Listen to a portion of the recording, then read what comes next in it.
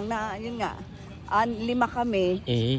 Yung bigayan, kung halimbawa, kung gusto niya yung akin, okay lang, sige sa'yo. Mhm. Yung ganun po, hindi kailangang anuhan talaga, yung magsamaan ng loob.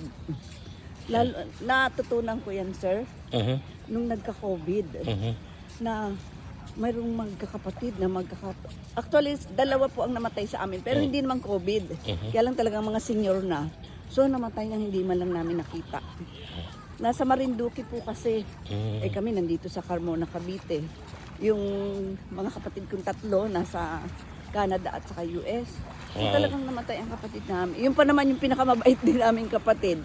So, Nasa Marinduque. So parang ang natutunan mo doon is yung buhay ng tao, parang isang ganyan lang. mhm. Tapos Yeah. kami pong mag-asawa, nagka-COVID, yung Delta pa naman yun. Aha. Sobrang hirap talaga nang inabot namin mag-asawa. Nung medyo gumaling na yung asawa ko, pareho OFW siya, ako po retired NHA officer. Aha. So nung gumaling na yung asawa ko, pati ako, talagang naghanap siya sa Facebook ng sasakyan. Kasi isa yun sa pangarap niya, na pag-retired niya, yun, mamamasyal kami mag-asawa. Yeah, so it's a witnessing na the Lord is calling each family to be together. To get to bind Tama together, na to yung enjoy. galit-galit. Ay, wala na po dapat. Wala nang ganon. Amen. Dapat, yun ang natutunan ng mag-anak. Yes. Thank you, Lord Jesus. Yeah, thank you, sir, ha. Ang bait ng good morning. Uh, Good day.